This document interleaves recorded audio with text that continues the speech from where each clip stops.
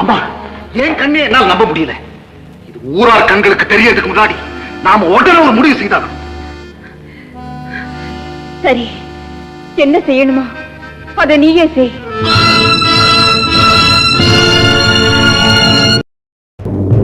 பூஜை அறையில அம்மன் கழுத்திருந்த வைரமாலை எப்படி திடீர்னு காணாம போகும்? எத்தனையோ தலைமுறையா எங்க வம்சத்துக்கு கவசம் போல இருந்த அந்த தெய்வத்தோட வைரமாலை அது இப்ப காணாம போயிருக்குன்னா இந்த ஜமீனுக்கே ஏதோ விபரீதம் நடக்க போகுதுன்னு தான் அர்த்தம். அதை நான் தடுத்தே தீருவேன். யாரோ நல்லா தெரிஞ்சவங்க தான் அதை திட்டம் போட்டு திருடுறாங்க. எடுத்தவங்க யாரா இருந்தாலும் உடனே வந்து உண்மையை ஒப்புக்கொண்டா அவங்களுக்கு உயிர் பிச்சை கிடைக்கும். இல்ல ஒருத்தர் செய்த குற்றத்துக்காக எல்லாரும் தண்டனை அனுபவிக்கும். மரியாதையா உண்மையை சொல்லிடு. பெரியதுரை, இங்க இருக்கிறவங்க எல்லாரும் எத்தனையோ வருஷமா நம்ம கிட்ட விசுவாசத்தோட வேலை செஞ்சுக்கிட்டு வர்றாங்க. அவங்கள சந்தேகப்படுறது, யாரையும் சந்தேகப்படக்கூடாதுன்னா அந்த வைரமாலை எங்க?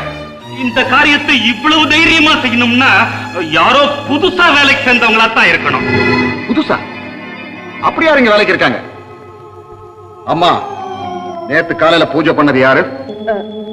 லதா.